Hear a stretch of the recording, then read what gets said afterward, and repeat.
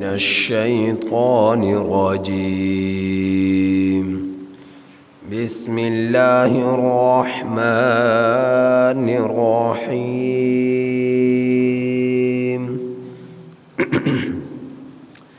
إن الله اشترى من المؤمنين أنفسهم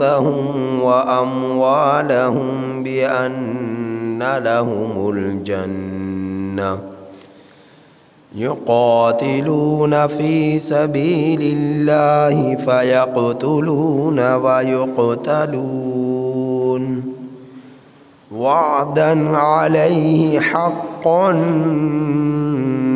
في التوراة والإنجيل والقرآن ومن أوفى بعهده من الله فاستبشروا ببيعكم الذي بايعتم به وذلك هو الفوز العظيم. یہ سورہ توبہ کی آیت نمبر 111 آپ حضرات کے سامنے تلاوت ہوئی. اس آیت کریمہ کا ترجمہ یہ ہے: ان اللہ اشترى، بے شک اللہ تعالی نے خرید لیا ہے، من المؤمنین، ایمان والوں سے، انفسہم، ان کی جانوں کو، وَأَمْوَالَهُمْ، اور ان کے مالوں کو، بِأَنَّ لَهُمُ الْجَنَّةَ، بے شک ان لوگوں کے لیے جنت ہے. یقاتلون، یہ لوگ لڑتے ہیں، فی سبیل اللہ، اللہ کے راستے میں، فیقتلون، سو یہ لوگ قتل کرتے ہیں، ویقتلون، اور قتل کیے جاتے ہیں، وعداً علیہ، یہ وعدہ اللہ کے ذمے، حقا، سچا ہے، فی التوراۃ، تورات میں، والانجیل، اور انجیل میں، والقرآن، اور قرآن کریم میں، ومن اوفا، کون پورا کرنے والا ہے، بعہدہ، عہد کو، من اللہ، اللہ تعالی سے، فاستبشروا، سو بشارت دے دیجیے، ببیعکم الذی بایعتم بہ، سو خوش ہو جاؤ تم لوگ اپنے اس سودے پر جو تم نے اللہ پاک سے کیا ہے. سو فاستبشروا، خوش ہو جاؤ تم لوگ، ببیعکم الذی، اپنے اس سودے پر جو تم نے بایعتم بہ، اللہ پاک سے کیا ہے. وذالک هو الفوز العظیم، اور یہ بڑی کامیابی ہے. مسلسل کئی رکوعوں سے غزوہ تبوک کا تذکرہ چلا آ رہا تھا اور منافقین کا تذکرہ چلا آ رہا تھا کہ جو غزوہ تبوک میں شریک نہ ہو سکے، سوائے چند مخلص مسلمانوں کے، کہ جو غزوہ تبوک میں شریک نہ ہو سکے. ان میں 7 تو وہ تھے جن کی توبہ فوراً قبول ہو گئی، اور 3 وہ تھے جن کی توبہ فوراً قبول نہ ہوئی، بلکہ مسلسل وہ اللہ سے معافی مانگتے رہے یہاں تک کہ 50 دن گزر گئے اور اللہ نے ان کی توبہ کو قبول فرما لیا۔ ان کا ذکر اس سورہ مبارکہ کے آخر میں آ رہا ہے۔ اب اللہ جل شانہ نے ان مخلص ایمان والوں کا تذکرہ فرمایا کہ جو لوگ اللہ کے لیے جان مال تن من دھن سب کچھ قربان کر دینے کے لیے ہمیشہ تیار رہتے اور ہمیشہ قربانیاں دیتے چلے آئے۔ مخلص ایمان والے کہ جو اللہ کے راستے میں قتال کرتے ہیں، جہاد فی سبیل اللہ کرتے ہیں، اللہ کے لیے مال دیتے ہیں، اللہ کے لیے جان دیتے ہیں، اللہ کے لیے وقت دیتے ہیں، اللہ کے لیے سب کچھ قربان کر دیتے ہیں۔ اللہ ان کا ذکر فرما رہا ہے۔ کیا فرما رہا ہے؟ ان اللہ اشترى، بے شک اللہ تعالی خرید چکا ہے، من المؤمنین، ایمان والوں سے۔ یہ اللہ نے جو خریدنے کا ذکر فرمایا کہ اللہ خرید چکا ہے ایمان والوں سے۔ کیا خرید چکا ہے؟ انفسہم، ان کی جانیں، واموالہم، اور ان کے مال۔ جو ایمان والوں کے پاس جانیں ہیں، جو میرے اور آپ کے پاس، پوری دنیا کے ایمان والوں کے پاس، مسلمانوں کے پاس جو جان ہے، جو دھڑکن ہے، جو وجود ہے، اس میں جو سانسیں چل رہی ہیں، جو دل حرکت کر رہا ہے، یہ وجود اللہ خرید چکا ہے،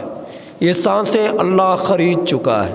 یہ انسانی جسم، انسانی وجود اللہ خرید چکا ہے۔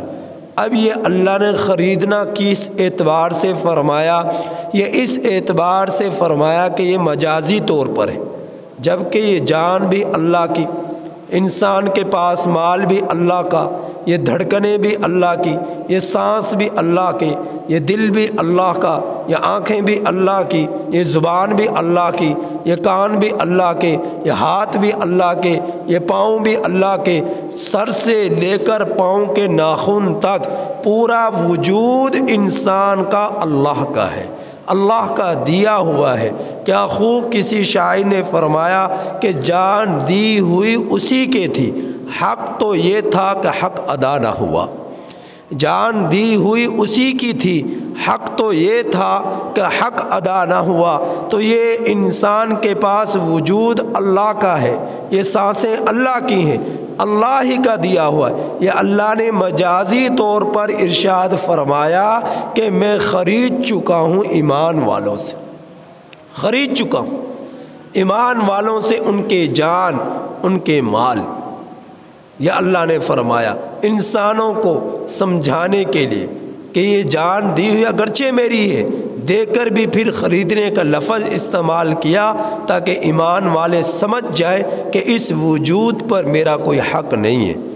ان سانسوں پر میرا کوئی حق نہیں ہے، ان ہاتھوں پر، ان کانوں پر، ان آنکھوں پر، ان زبان پر، اس پاؤں پر، ان پاؤں پر کوئی میرا حق نہیں ہے۔ اس پر پورا کا پورا حق اللہ جل شانہ کا ہے۔ جب میرا کوئی حق نہیں ہے، اللہ ہی کا حق ہے، تو پھر میں اس وجود کا استعمال رب کے احکامات سے ہٹ کر نہیں کر سکتا، دین سے ہٹ کر نہیں کر سکتا، اسلام سے ہٹ کر نہیں کر سکتا۔ یہی وجہ ہے کہ خودکشی کرنے کو حرام اسلام میں قرار دیا گیا۔ جو لوگ اپنے جان خود اپنے ہاتھوں سے ضائع کر دیتے ہیں، خودکشی کر لیتے ہیں، یہ اسلام میں حرام ہے۔ تو یہ خودکشی کرنے والے دو طرح کے ہیں، ایک وہ ہے جو اس کو حلال سمجھتے ہوئے کرے، خودکشی کرنے کو حلال سمجھتے ہوئے کرے۔ یہ شخص جو مر رہا ہے، اپنی جان خود ختم کر رہا ہے، تو یہ حرام، حرام تو دونوں ہی ہیں، جو جان بوجھ کر رہا ہے اور جو حلال سمجھ کر رہا ہے یا حرام سمجھتے ہوئے کر رہا ہے۔ جو حلال سمجھ کر رہا ہے اس کا دوہرا گناہ ہے، اور اس شخص کی نہ نماز جنازہ پڑھی جائے گی، اس کی نماز جنازہ بھی نہیں پڑھی جائے گی، اس کو اسی طرح دفن کر دیا جائے گا۔ کیونکہ یہ مسلمان نہیں رہا، اب یہ مومن نہیں رہا، یہ کفر کی حالت میں مرا ہے، کیونکہ اللہ نے خودکشی کرنے کو حرام قرار دیا اور اس نے حلال سمجھا۔ اللہ کے حلال کردہ چیز کو حرام سمجھتا ہے جو، وہ دائرہ اسلام سے خارج ہو جاتا ہے۔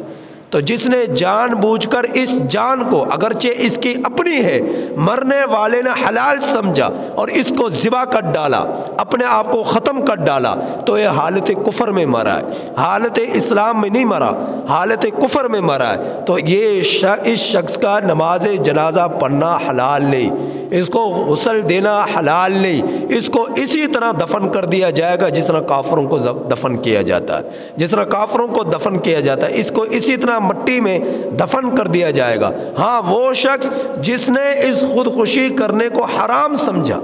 حرام سمجھتا ہے، لیکن حرام سمجھتے ہوئے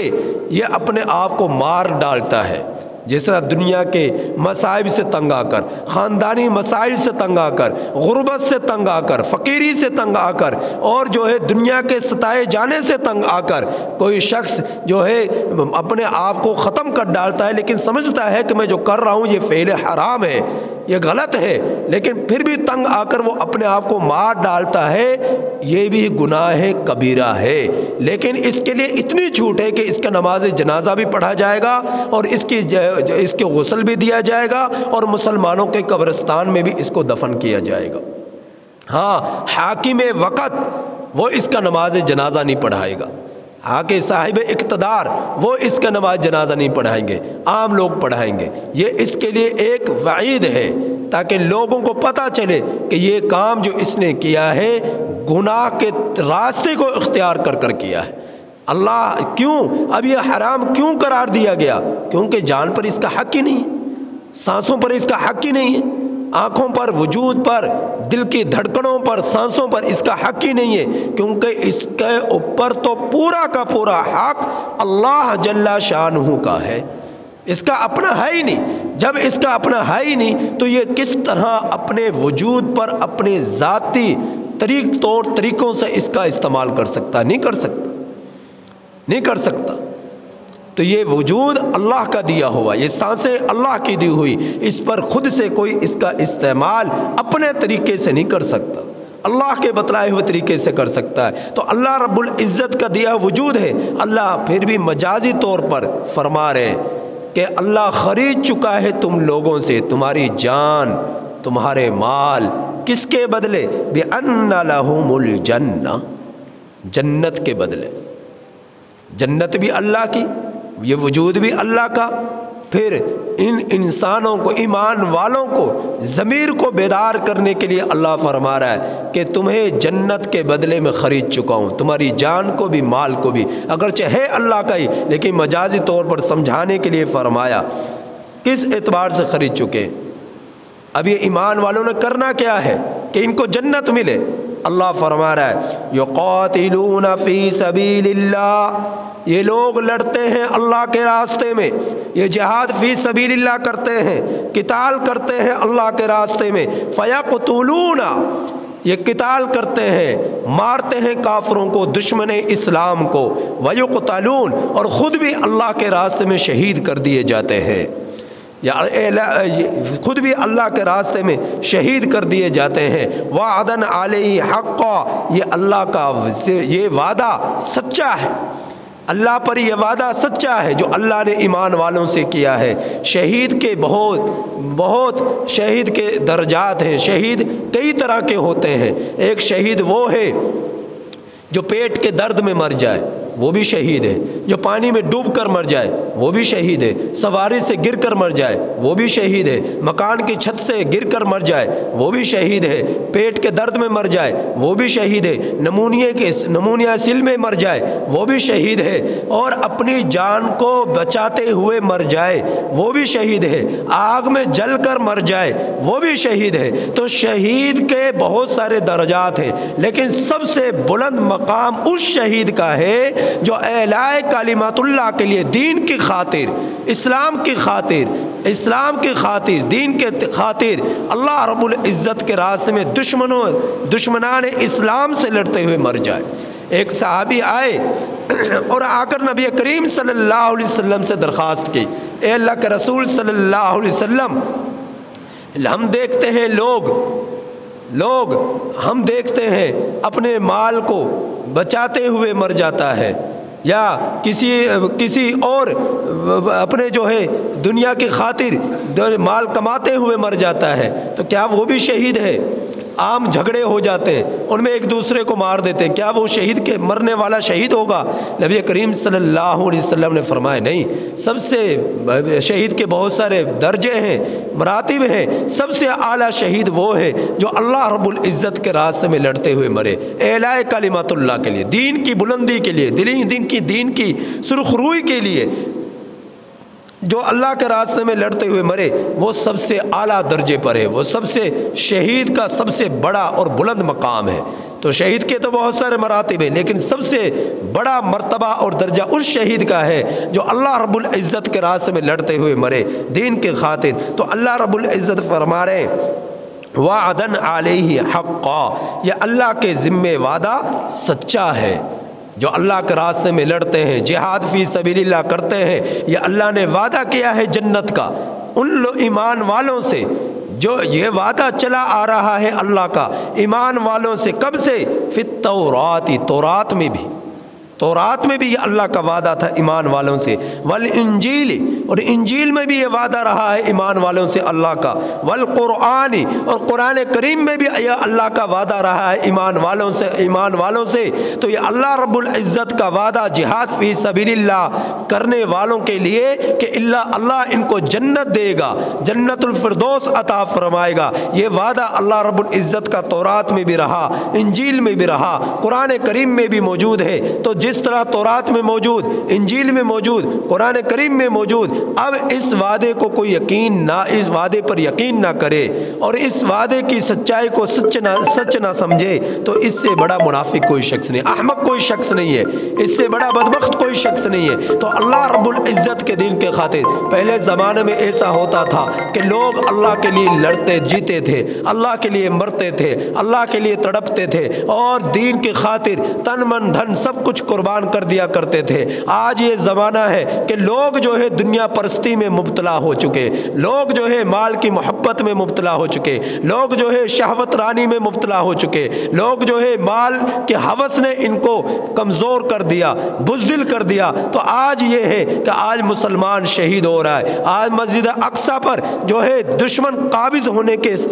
جو ہے در پر ہے، لیکن مسلمان بیدار ہی نہیں ہوتا، مسلمان حکومتیں بیدار ہی نہیں ہوتی، مسلمان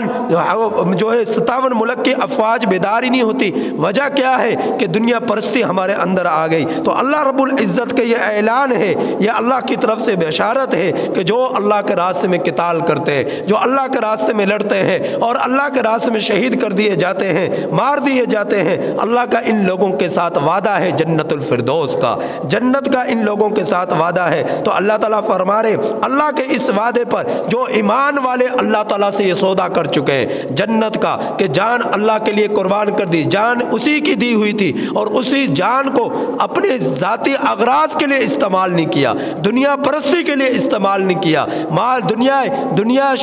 کی شہوت رانی کے لیے استعمال نہیں کیا، دین کی خاطر استعمال کیا، اللہ کے احکامات بِبَيْعِكُمُ الَّذِي بَايَعْتُمْ بِهِ،